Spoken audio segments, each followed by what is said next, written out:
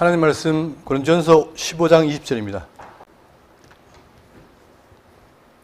그러나 이제 그리스도께서 죽은 자 가운데서 다시 살아나사 잠자는 자들의 첫 열매가 되셨도다.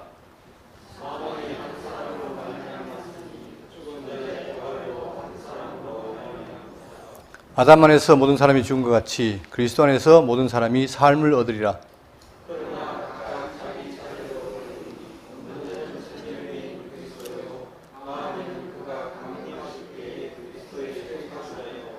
그 후에는 마지막이니 그가 모든 통치와 모든 권세와 능력을 멸하시고 나라를 아버지 하나님께 바칠 때라.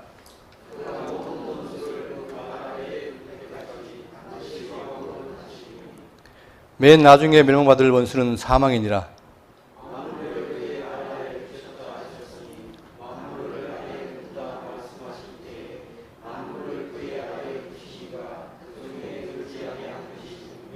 다 같이요. 만물을 그에게 복종하게 하실 때에는 아들 자신도 그때에 만물을 자기에게 복종하게 하신 이에게 복종하게 되리니 이는 하나님이 만유의 주로서 만유 안에 계시려 하심이라. 아멘.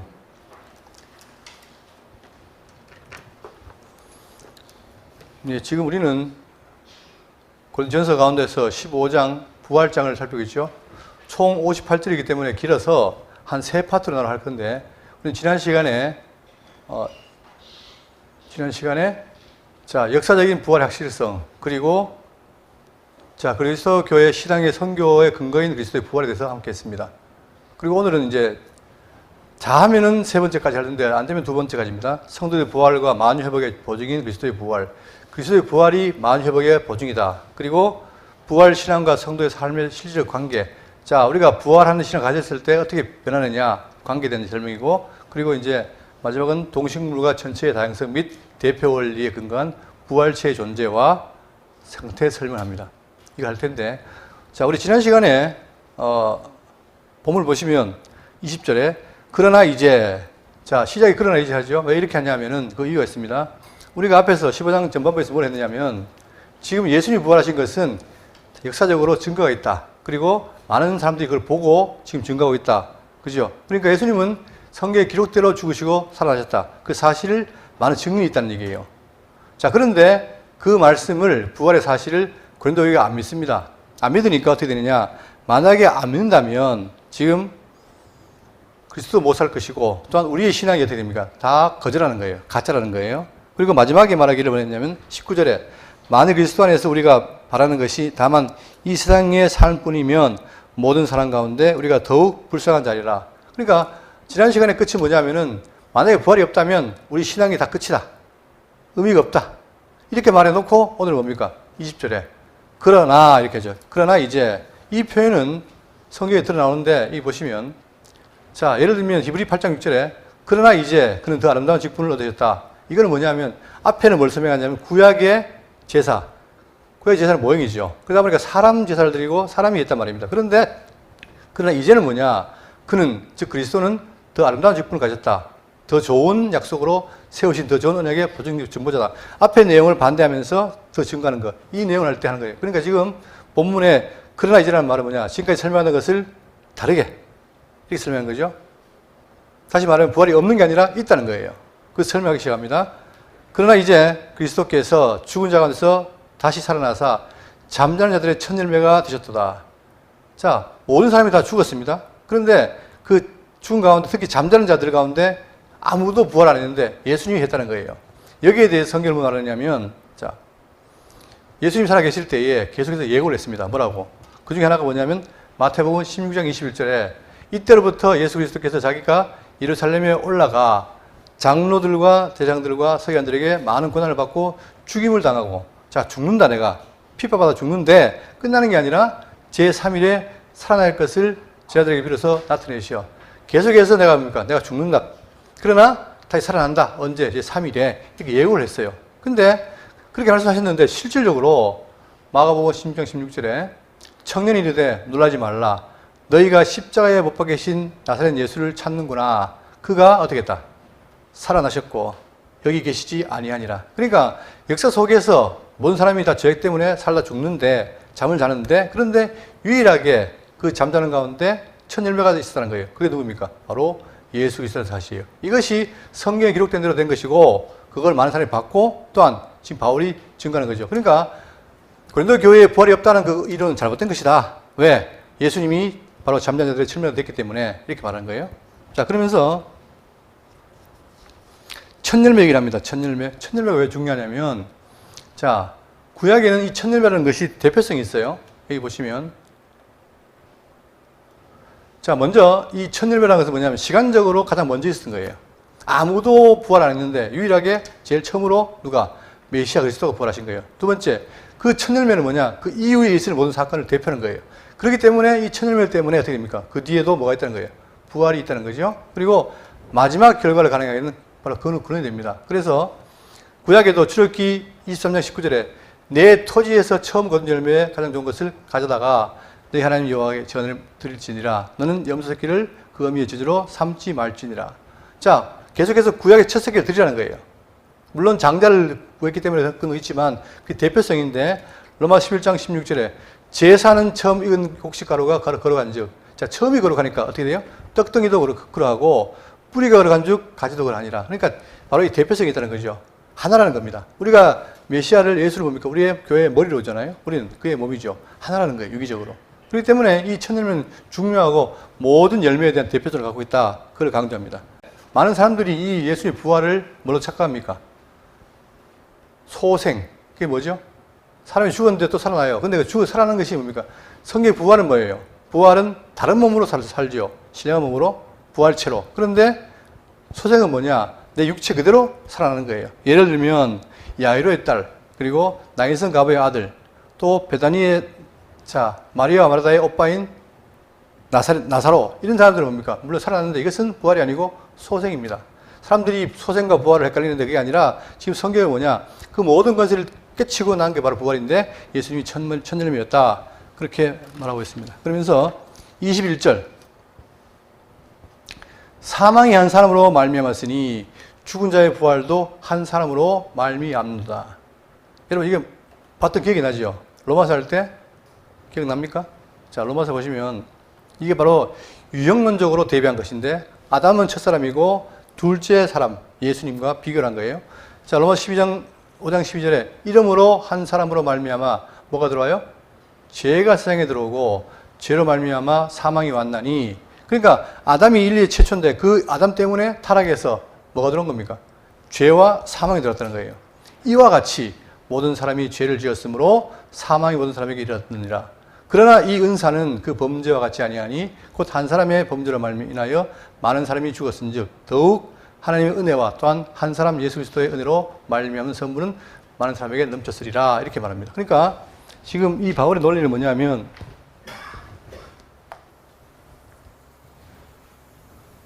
인류의 첫사람인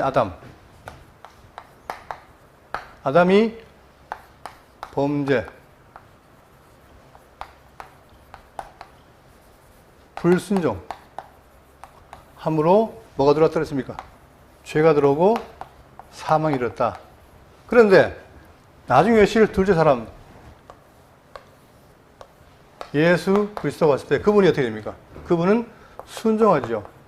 순종함으로 우리를 어디로? 생명 가운데로 인도했다는 거예요. 자, 그것처럼 본문을 뭐라 했습니까? 자, 사망이 한 사람으로 말미암았은지, 이 사망이 왔다는 것처럼 이제는 뭐예요? 한 사람의 순종으로 말미암아 생명, 즉 부활이 일어났다는 거죠. 부활. 또한 자, 사망이 올 뿐만 아니라 모든 세상에는 뭡니까? 만물에는 뭐가 덮였죠?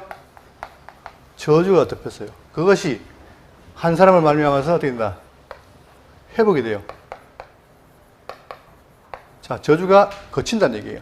그러니까 우리가 옛날에 에덴 동산이 낙원이었는데 타락하니까 어떻게 됩니까? 쫓겨났죠? 그 상태를 어떻게 돼요? 누가 언제? 메시아가 나중에 어디에서? 천년 왕국에서 이걸 회복합니다. 그러니까 메시아의 순종. 자, 아담의 타락과 불순종은 저주와 사망이 있지만 그러나 둘째 사람인 예수 그리스도의 순종은 뭐냐? 우리에게 생명과 부활과 회복을 가져다 준다. 그러니까 이 아담과 예수님을 유형적으로 이렇게 대비를 시킨 거예요.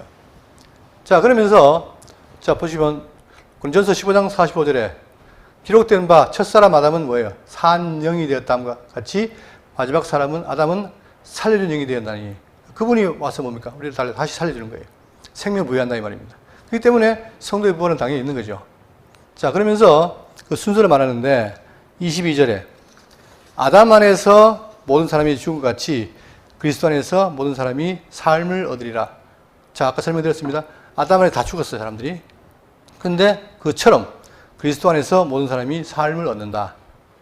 그렇기 때문에 우리가 예수를 믿고 소망을 갖는 거죠. 왜? 뭐 때문에? 죄 가운데 벗어나서 생명 가운데 이르기 때문에. 자, 그런데 그 순서를 말하기를 그러나 각각 자기 차례대로 되리니 먼저는 천열매인 그리스도요. 다음에는 그가 강림하실 때에 그리스도에게 속한 자요. 자, 천열매. 아까 설명했습니다. 그러니까 이때 오셔가지고 그분이 죽으시는데 이 죽으심이 뭡니까? 우리 모든 인간의 죄 때문에 죽으신 거예요. 죽음으로 끝나는 게 아니라 죽었다 어떻게 합니까? 다시 살아납니다. 부활이죠. 그분이 뭐가 됩니까? 모든 부활의 첫열매가 된 거예요. 이게 첫열매예요. 첫 번째. 그러니까 역사 속에서 있는 첫 번째 부활이 바로 이 부활이었다. 그리고 두 번째, 다음에는 그가 강림하실 때에 그리스도에게 속한 자요. 여기에 대해서 성경은 데살로니가 14장 13절에 설명하고 있는데 어디냐? 이때입니다. 이분이 이제 승천했잖아요. 승천한 대로 어떻게 했다? 다시 오시겠다. 그게 뭐죠?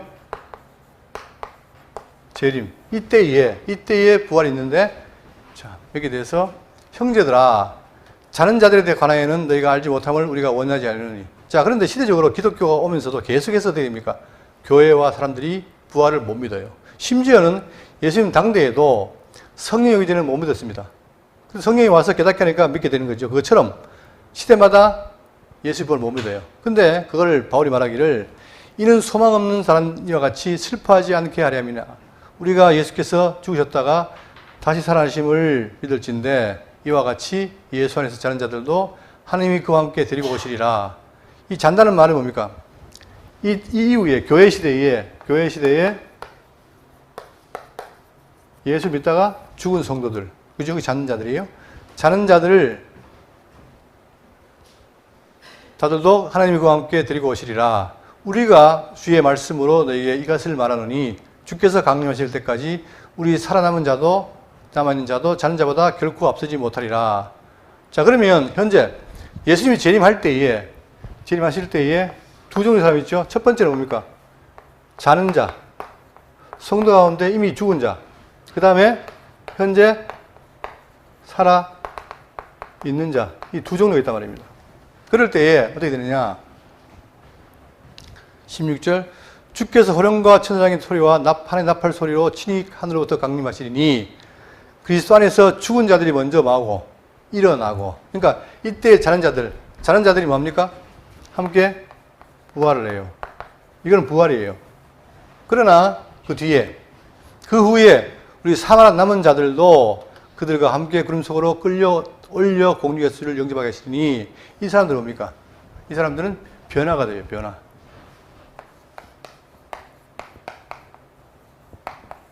자, 차이가 뭐냐면 우리가 이때 이 시대에 살 때 다 어떻게 됩니까? 어떤 몸을 입습니까? 저주의 몸을 입어요. 그런데 이때 오실 때에 예수님 오셔가지고 어떻게 됩니까? 누구를 가두십니까? 사단을 가두니까 저주가 거치지요. 그러니까 이때 변한다는 말은 뭐냐면은 저주가 거친 몸을 입은 사람들이에요. 그러나 부활한 사람은 뭡니까? 신령으로 갈아입은 사람들. 차이가 있죠? 이 두 사람들이 어떻게 되냐? 함께 들어가서 주와 함께 우리가 항상 주와 함께 있으리라. 그러므로 이러한 말로 서로 위로하라. 그러니까 지금 바울은 뭐냐? 자는 자들에 대해서 절대 실망하지 마라. 그들도 나중에 어떻게 한다? 부활한다는 거예요. 언제? 주님이 오실 때. 그죠? 그게 소망이라는 얘기죠. 자, 그러면서 두 번째로 이것이 바로 뭐냐? 우리는 성도들 가운데 이루어질 두 번째 부활이다. 그렇게 말합니다. 그리고 그들이 어떻게 되냐? 함께 부활하고 변화해서 천년왕국에서 천년 동안 주와 함께 다스린다. 이게 약속입니다.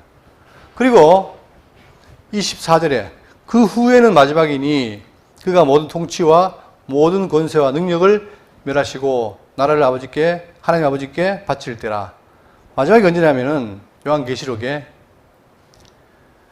자, 계시록 20장 3절입니다. 내가 들으니 보호자에서 큰 음성이 나서 이르되 보라 하나님의 장목이 사람과 함께 있음에 하나님이 그들과 함께 계시리니 그들은 하나님의 백성이 되고 하나님 친히 그들과 함께 계셔서 자, 마지막에 이제 최후에 누구와 함께 하나님과 함께 있어요. 그 임마누엘이 하신 분이 이제는 뭡니까? 같은 장막에서 영원히 함께 한다는 거예요. 그때 우리가 어떻게 됩니까? 부활하는 거죠. 모든 눈물을 그늘에서 닦아주시니 다시는 사망이 없고 애통하는 것이나 곡하는 것이나 아픈 것이 다시 있지 아니하리니 처음 것들이 다 지나갔음이라. 보좌에 앉으시니가 이르시되 보라 내가 만물을 어떻게 한다? 새롭게 하노라 하시고 그때는 뭡니까? 우리도 새로운 몸이 되는 거예요. 그래서 거룩한 몸으로 즉 영화된 몸으로 이제 하게 되는데 또 이르시되 이 말은 신실하고 참되니 기록하라 하시고 또 내게 말씀하시되 어떻게 했다? 이루었도다. 뭘요? 약속한 모든 말씀을 이루었도다. 나는 알파와 오메가요 처음과 마지막이라. 내가 생명수샘물을 목마른 자에게 값없이 주리니 이기는 자는 이것들을 상속으로 받으리라. 나는 그의 하나님이 되고 그는 내 아들이 되리라. 성경 귀한 말이 뭐냐면 내가 죄인이었는데 나를 살려서 어떻게 됩니까? 하나님 아버지가 되고 우리가 뭐다? 그의 자녀가 된다는 사실. 이게 함께 한다는 게 너무 놀라운 건데 언제? 마지막 때 심판이 끝나고 영원한 천국에 들어갈 때 이때 되느냐? 하나님과 함께 한다는 거예요. 어떻게? 부활해서. 이때 부활하죠. 이게 바로 세 번째입니다. 그러니까 예수님이 처음 부활하시고 그 다음에 성도는 뭐냐? 이때 부활과 마지막에 부활이 있는데 이때는 뭡니까? 순교받은 자들. 그들만 되는 거겠죠? 그러니까 우리는 관계없습니다. 자, 이렇게 해서 부활을 말하고 있습니다. 근데 성경은 뭐냐? 충실히 뭘 말하느냐? 성도와 인간의 부활이 있다 없다. 있다는 사실을 같이 증거하고 있는 거예요. 그것도 순서대로 된다. 그렇기 때문에 우리는 뭡니까? 예수님이 부활해서 천년을 보고 뭘 볼 수 있는 거예요? 두 번째, 세 번째 부활을 소망할 수 있는 거죠. 거기에 우리도 포함된다는 사실. 그러니까 이 소망이 없으면 예수를 믿을 필요가 있다 없다. 없다는 게 바로 진술인 거예요. 그렇죠? 그런데 그렇게 없는 게 아니라 그러나 보니까 실제로 우리가 부활한다는 사실을 이렇게 증거하고 있는 거죠. 자, 그런데 25절 보겠습니다. 그가 모든 원수를 그 발 아래에 둘 때까지 반드시 왕노로 다시리니. 지금 어디 계십니까? 부활하신 이후에 하늘 보좌 우편에 계시죠. 여기서 어떻게 우편에 앉아가지고 뭐 하느냐 보세요. 그러니까 모든 원수를 그 발 아래에 둘 때까지. 모든 원수를 말은 뭐냐면 사단인데 사망 권세입니다. 그 사망 권세를 어떻게 했다? 발 아래에 둘 때까지. 그 말은 뭡니까? 완전히 정복할 때까지 반드시 왕노로 다시리니. 맨 나중에 명령을 받은 원수는 바로 사망이다 이거예요. 그러니까 지금 자 마지막에 다 이길 때까지는 지금도 뭡니까? 여전히 사망 권세가 활동을 해요. 그러나 교회는 뭐예요? 음부의 권세가 이기지 못한다. 약속이 있는 거죠. 그러니까 지금 사단이 우리를 공격해도 누가 보호합니까? 예수님이 우리 교회를 보호하시는 거예요. 그러니까 아무리 공격해도 상처는 입힐 수 있지만 어떻게 한다? 우리를 멸망시킬 수 없다는 거예요. 그게 바로 보증입니다.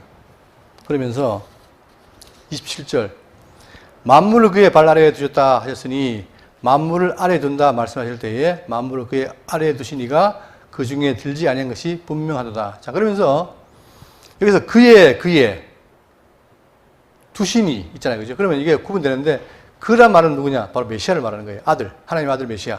그리고 두시니는 누구냐? 바로 하나님이에요. 성부 하나님. 그러니까 성부와 성자가 계신데 성부의 뜻 가운데 아들을 보내서 우리를 구원하잖아요. 그럴 때에 자, 만물을 그의 발 아래에 두셨다 하셨으니 만물을 아래 둔다 말씀하실 때에 만물을 그의 발 아래에 두시니가 그 중에 들지 아니한 것이 분명하도다. 그러니까 하나님은 뭐예요? 만물 안에 계시지 않는다는 거예요. 그러면서 만물을 그에게 복종하실 때에는 아들 자신도 그때 만물을 자기에게 복종하신 이에게 복종하게 되리니 이는 하나님이 만유주로서 만유 안에 계시려 하심이라. 마치 이걸 보면 어떻게 되느냐? 이게 이 내용이 바로 시편의 110편의 내용인데 자, 거기 보세요. 여호와께서 내 주에게 말씀하시기를 내가 내 원수들로 내 발판이 되기까지 너는 내 우편에 앉았으라. 이게 지금 우자에 계신 겁니다. 그런데 이제 다 이긴다는 거죠. 이기면 그때 이제 그분이 다스리게 되고 자, 또 만유의 주도 함께 한다. 이렇게 말하고 있는데 그러면 이 말이 아버지와 아들을 차등 두느냐? 그건 아니에요. 그러니까 여기 보시면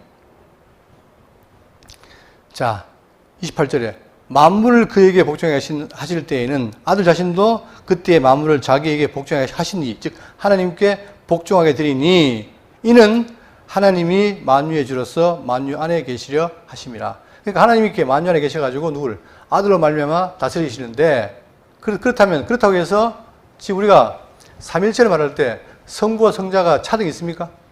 그렇지 않지요. 그럼 이게 바로 뭐냐면 이 표현은 동등한 분인데 사역상 그런 차이가 있다는 거예요. 아버지와 아들이 있듯이 하나님은 보내시고 아들은 수행하고, 이런 의미에서 있다는 거죠. 그럼 이걸 설명을 드리면, 첫 번째, 신성이 아버지가 못하다, 그런 의미가 아닙니다. 단지 사역적인 면에서 아버지께 종속되겠다. 그래서 예수님 말씀하시기를 내가 아버지 일을, 하나님 일을 하러 왔다. 그죠? 그러니까 당신은 뭐냐? 같은 하나님인데 이따 오신 이유가 바로 뭐냐면 아버지 일을 하러 왔다는 거예요. 사역상. 그렇기 때문에 우리가 볼 때 어떻게 됩니까? 아버지는 높고 아들은 낮다, 이렇게 볼 수 있지만 그게 아니라는 거예요. 동등하다는 거예요. 또 삼일체 신앙 안에서 영원한 왕계심을 부인하는 의미도 아닙니다. 그러니까 기독교의 신앙은 뭐냐? 신약의 복음서에서, 즉 신약 전체의 고백이 뭐죠? 예수는 누구시고 그리스도시고 또 하나 더 있죠? 하나님의 아들이시다. 그러니까 예수 그리스도 하나님의 아들, 이게 신약의 고백인 거예요. 이 땅에 인간으로 오신 예수는 누구냐? 그분을 봤더니 그리스도이구나. 그런데 하신 일 보니까 그분도 누구다? 하나님의 아들이라는 거예요. 우리가 하나님 아들 그러니까 차이가 있다고 보지만 그게 아니라 하나님 아들이랑 하나님 동등해요. 같은 신이란 말입니다. 그거를 구약에서 뭐라 했습니까? 우리가 출애굽할 때 이 표현이 뭐였죠? 존재론적으로 여호와, 나는 스스로 있는 자다, 이거예요. 그러니까 신약에 여호와가 없는 게 아니라 여호와가 넘치지요. 그거를 구약의 여호와를 신약에 뭐로 표현합니까? 제가 지난번에 얘기했지만 원래 야훼라는 의미 쓰지 않으면서 아도나이, 구약에 아도나이라는 말을 썼고 신약에는 큐리오스 이렇게 한 거예요. 그러니까 신약에 주로 표현된 것이 여호와를 표현하는 것이 많다 이거예요. 근데 예수님이 바로 뭐냐? 스스로 계신 여호와이시다는 사실이죠. 그러니까 이것은 뭐다? 차등이 아니라 동등한데 사역상 구분했다 이거예요. 이렇게 이해하시면 되겠고, 자 그러면서 이제 29절 이하는 뭐냐? 부활과 부활신앙과 성도 삶의 실제적 관계입니다. 이제 실제적으로 어떻게 되느냐 그걸 설명하는데 여기에 난제가 있어요. 29절.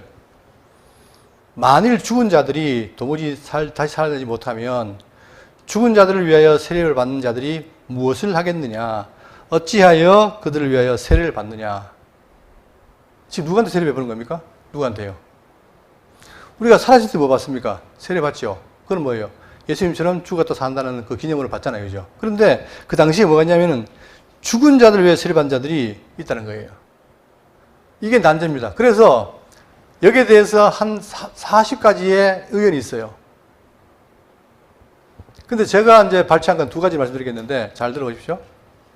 첫 번째 뭐가 있냐면은 바울 그 당시에, 고린도교회 당시에 어떤 일이 있었냐면은 이런 일이 있었답니다. 기록이 남은 게 있어요. 자, 크리소스톰이라는 사람이 남겨놓은 기록이 있는데 어떤 세례 문답자가 말시온주의자들 가운데서 죽을 때 그들은 살아있는 사람을 죽은 사람의 침대 밑에 감추고 죽은 사람에게 다가가서 그에게 말을 걸고 그가 세례받기를 원하는지 묻습니다. 무슨 이야기 같지만 그렇게 묻는다는 거예요. 근데 그때 밑에 숨은 사람이 그를 대신하여 세례받기를 원한다고 다 대답하면 실제로 사람 죽었기 때문에 없잖아요. 그죠? 그런데 대신 누가 들어가서 물을 때 내가 받는다. 그러면 어떻게 됩니까?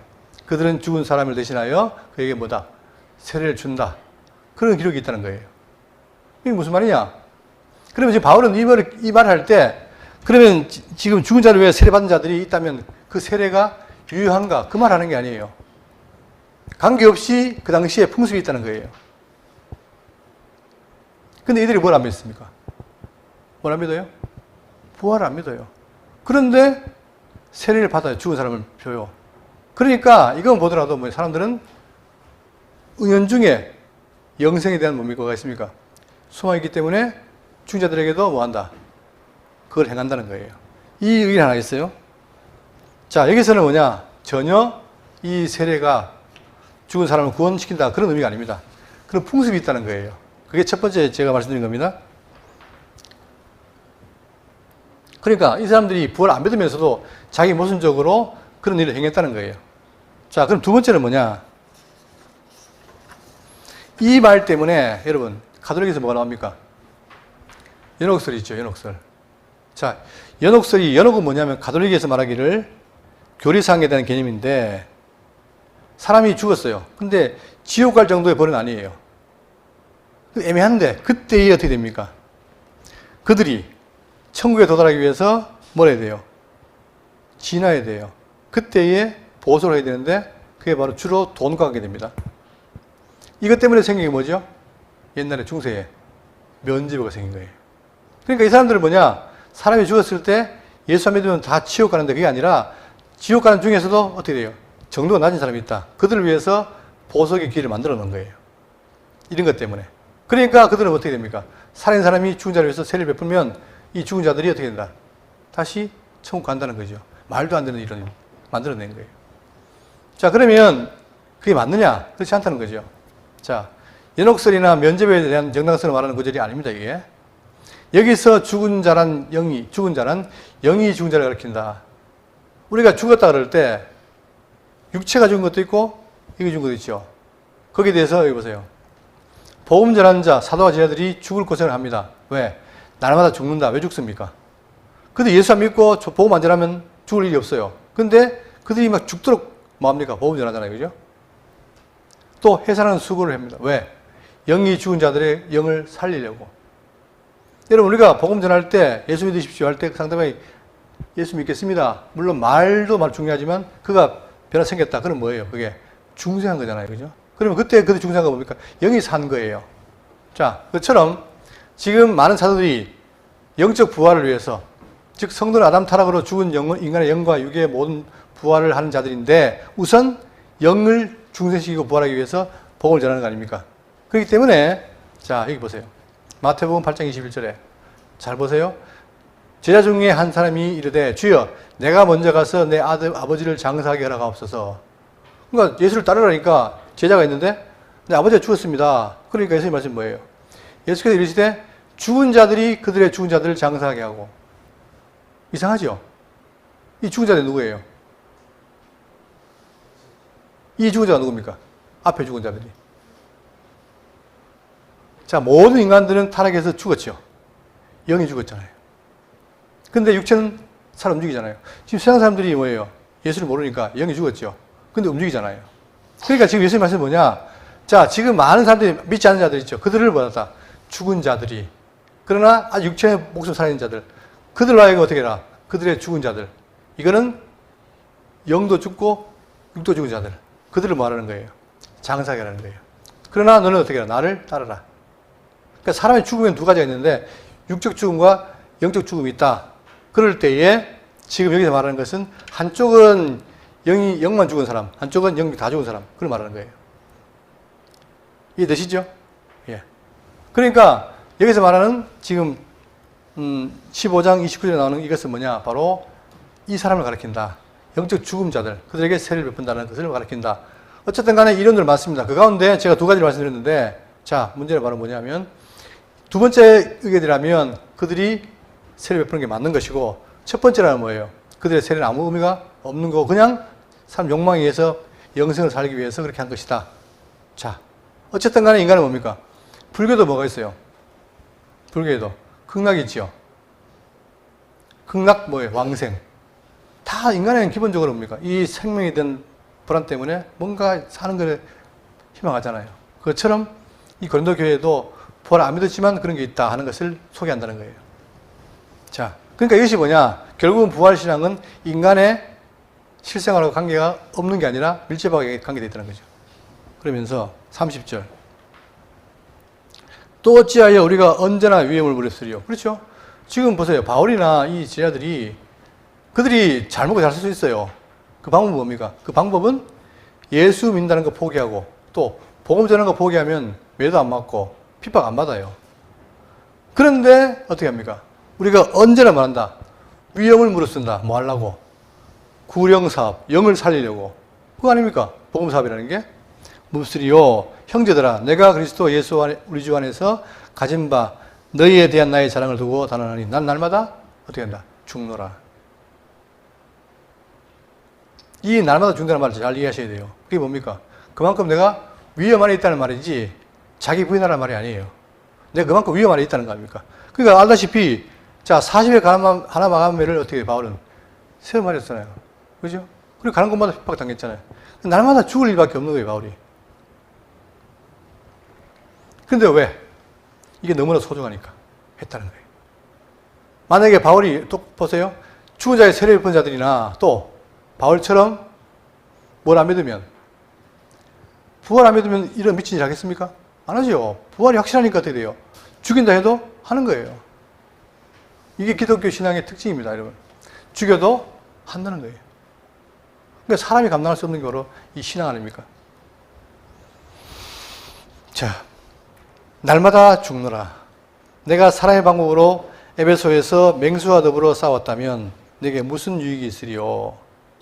죽은 자가 다시 살지 못한다면 내일 죽을 터이니 먹고 마시자 하리라. 자, 자기의 상황을 말합니다. 자, 내가 사람의 방법으로 에베소에서 맹수와 더불어 싸웠다면 이 맹수가 누구예요? 진짜 맹수 아니에요. 맹수가 아니라 악인들을 가리킵니다. 그러니까 가는 곳마다 어떻게 돼요? 바울은 진리 때문에 싸워야 되는데 부활을 안 믿으니까 맹수로 싸우는 거예요. 근데 그게 사람의 방법으로 싸웠다면 무슨 유익이 있으리요? 그렇죠. 유익이 없죠. 그런데 죽은 자가 다시 살아나지 못한다면 내일 죽을 터이니 먹고 마시자 하리라. 여러분, 우리가 부활에 대한 것이 있기 때문에 소망하지만 만약에 없다. 그럼 어떻게 됩니까? 미래를 위해서 내가 열심히 할 필요가 있어요, 없어요? 어차피 죽을 건데. 없잖아요. 그러니까 어떻게 되느냐? 캐세라 세라. 어차피 죽을 거니까 뭐 하자? 먹고 마시자. 생애 다 그래요. 그러니까 지금 보세요. 예수님 오실 때에 노아 망할 때도 마찬가지고 예수님 오실 때도 뭐합니까? 술 취하고 시집장가 간다 하잖아요. 왜? 부활이 없다 하니까. 믿고 뭘 믿냐? 그냥 나는 먹고 마시다가 가겠다. 이거 아닙니까? 그만큼 이 부활의 신앙이라는 것이 우리 삶에 있어서 직접적으로 영향을 미치고 태도를 바꾼다는 거죠. 자, 그러니 어떻게 해라? 33절. 속지 말라. 악한 동무들은 선한 행실을 더럽히나니. 자, 여기에 대해서 좀 전에 말씀드린 거에 대해서 자, 성경 보세요. 내일 죽을 터이니 먹고 마시자 하리라. 자, 이게 곧 옛날이나 똑같습니다. 현재나. 이사야 20장 12절에 그날에 주 만군의 여호와께서 명령하사 통곡하며 애국하며 머리털을 뜯으며 굵은 배를 따라 뛰라 하셨거늘. 자, 근신하라 했거늘 너희가 기뻐하며 즐거워하여 소를 죽이고 양을 잡아 고기를 먹고 포도주를 마시면서 내일 죽으니 먹고 마시지 않는도다. 소망이 없다는 얘기예요. 될 대로 살자는 얘기예요. 그러나 성경은 뭡니까? 그게 아니라 근신해라. 안 들어요, 그런 말을. 자, 그러니까 속지 말라. 악한 동무들은 선한 행실을 더럽히나니. 자, 깨어 의를 행하고 죄를 짓지 말라. 여러분, 죄라는 것이 여러 가지가 있죠. 여기서 말하는 죄가 뭡니까? 한마디로 말하면 어떤 게 죄죠? 부활을 믿지 않는 게 죄인 거예요.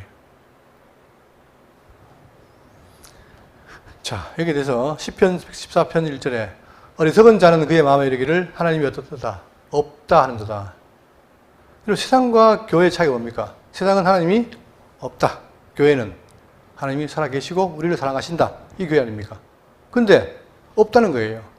그러니까 그들은 부패하고 그 형식이 가증하니 선행한 자가 없도다. 그러면 이 가증한 사람이 우리가 인간적으로 볼 때 그렇게 가증하냐? 안 그래요. 오히려 더 점잖을 수도 있고 더 머리가 좋을 수도 있어요. 그런데 근본적으로 하나님이 없다 하니까 가증한 거예요. 그러니까 세상적인 판단은 윤리적이냐 아니냐 그게 판단이 될 수 있지만 성경은 뭡니까? 진리, 즉 하나님이 존재된 여부와 믿느냐 안 믿느냐의 차이가 크다는 거죠.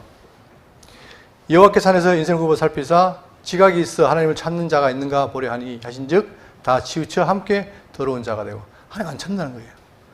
선을 행한 자가 없으니 하나도 없도다. 다 악을 추구하고 하나님이 없다니까. 결국 하나님이 없다는 것이 악입니다. 죄악을 행하는 자는 다 무지하냐. 그들이 떡 먹듯이 내 백성을 먹으면서 여호와를 부르지 아니한다. 그러니까 지금 그것처럼 자, 시편의 말씀처럼 너희들도 부활이 없다 하고 하는 것이 죄라는 거예요. 그러니까 어떻게 해라? 깨어 의를 행하고. 그러니까 우리가 성도라면 깨어서 뭡니까? 부활을 소망하면서 하나님의 백성으로 의를 행해야 되는데 반대로 그걸 안 믿는 사람들은 뭡니까? 죄를 짓는 거예요. 그러니까 죄를 짓지 말라는 거예요. 하나님 알지 못하는 자가 있기로 내가 너희를 부끄럽게 하기 위하여 말하노라. 부끄럽게 위해 말한다는 거죠. 자, 그렇기 때문에 우리 어떻게 되느냐? 이 부활의 교리를 듣고 배우면서 사실 이 부활을 못 받기 때문에 믿기가 쉽지 않습니다. 그러니까 이게 앞으로 될 일이기도 하지만 우리가 직접 과학적으로 못 받기 때문에. 그래서 성경은 뭡니까? 부단히 증거하고 있고 말하고 있잖아요. 그렇기 때문에 이것은 믿음의 영역인데 하나님께서 우리를 뭐예요? 믿음을 선물 주시고 깨닫게 하시면 믿어지는 거죠. 자, 근데 그 믿음의 위력이 어떻게 되느냐? 죽인다 해도 안 변하는 거예요. 기독교 신앙이.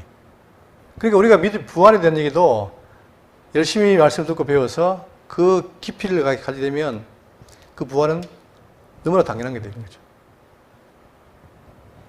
자, 이렇게 한 다음에 35절 이제 이런 질문을 합니다. 누가 묻기를 죽은 자들이 어떻게 다시 살며 어떠한 몸으로 오느냐 하리니. 자, 이런 질문을 하게 되죠. 어떻게 사느냐?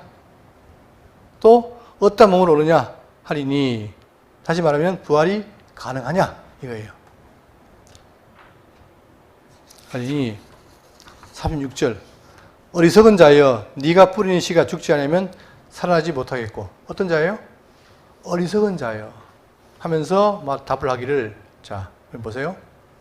사도행전 10장 31절에 이는 정하신 사람으로 하여금 천하를 공의로 심판할 날을 작정하시고. 누가요? 하나님이 정한 사람으로 하여금 천하를 공의로 심판을 해요. 그날이 정해진 거예요. 이에 그를 죽은 자 가운데서 다시 살리시는 것으로 모든 사람에게 믿을 만한 증거를 주셨음이니라 하니라. 그들이 죽은 자의 부활을 듣고 어떤 사람은 조롱도 하고 어떤 사람은 이에 대하여 다 내 말을 다시 듣겠다 하니. 그러니까 이 부활을 전하니까 안 들어요. 안 듣는 끝나는 게 아니라 뭐합니까? 조롱을 해요. 그죠? 그들이 뭐다? 어리석다는 거예요.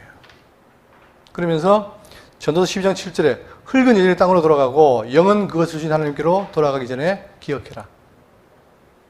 그러니까 우리가 이 땅에 살면서 기억을 해야 돼요. 뭘? 하나님을 모르면 결국은 망할 수밖에 없고 어리석은 자가 되는 거예요. 자, 예를 들면서 누가복음 12장 20절에 하나님은 이르시되 어리석은 자여 오늘 밤에 내 영혼을 도로 찾으리니. 그러면 내 준비하는 것이 누구의 것이 되겠느냐? 열심히 살면서 뭡니까? 이 땅에 켜켜이 쌓아놓고 해놨어요. 근데 이제 쓰자 하니까 어떻게 됩니까? 그날 풀러가요. 그를 뭐랍니까? 그를 뭐라 그래요? 어리석은 자예요. 왜? 부활을 못 믿고 자기 돈을 믿고 자기 능력을 믿다 보니까 이 땅에 쌓아두잖아요. 근데 그런 사람들이 널려있죠. 수두룩뻑뻑. 그래 우리는 뭡니까? 그걸 안 하고 교회에 와서 뭘 믿어요? 하나님의 말씀을 통해서 아 내가 부활한다. 그 사실을 믿고 살잖아요. 이게 얼마나 큰 복입니까? 그런데 우리가 지금 베드로전서를 배우고 있지만 그런데 바울은 뭡니까? 아 베드로는 뭐라 그러죠? 이 땅에 살 때 뭐가 있어 우리에게 뭐가 있다? 핍박과 환난이 있다. 그러나 우리는 본향에 있는데 그 본향을 향해 나가는 걸어가 나가더라잖아요. 우리 그냥 가는 게 아니라 향방의 염자가 아니고 나갈 곳이 있는데 그게 바로 천국이에요. 근데 그 천국은 뭐냐? 이 몸으로 못 가요. 어떻게 돼요? 부활해야 되는 거예요. 그래서 예수님이 먼저 첫 열매로서 뭘 보여준 겁니까? 부활의 몸을 보여주신 거예요. 못 자고 있기도 하고 없기도 하고 음식을 먹기도 하고 안 먹기도 하고 또 이런 공간을 넘나들고 시간을 초월하고 그런 몸이 부활의 몸이라고 합니다. 그걸 성경이 말해주고 있는 거예요. 그러니 우리는 어떻게 되냐? 어리석은 자처럼 사는 것이 아니라 지혜를 가지고 그분의 말씀이 무엇인가 깨닫고 그래서 아 정말 부활이라는 것이 하나님의 능력으로 가능한 것이구나. 여러 가지 그 통로를 통해서 그렇게 깨달아야 되죠. 그랬을 때에 우리의 신앙은 비록 나그네지만 흔들리지 않고 굳게 나갈 수 있는 겁니다. 그러니까 우리가 이래요. 부활 그러면 하루아침에 완벽하게 믿는다. 그럴 수 없어요.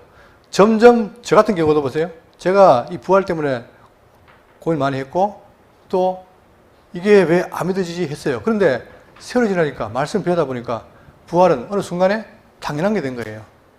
그리고 나한테 증명해라.